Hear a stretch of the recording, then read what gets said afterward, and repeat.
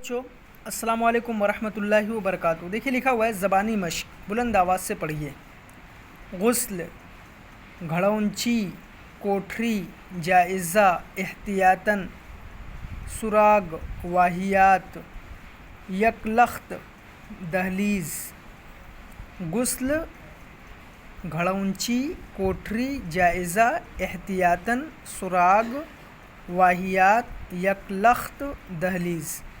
उसके बाद है सोचिए और बताइए। पहला सवाल है, चचा छक्कन ने ऐनक को कितनी जगह तलाश किया, उन सब जगहों के नाम बताइए।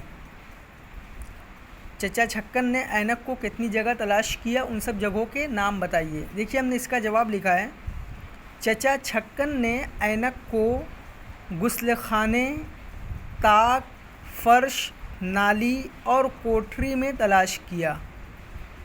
चचा छक्कन ने ऐनक को गुस्ल खाने, ताक, फ़र्श, दालान, नाली और कोठरी में तलाश किया।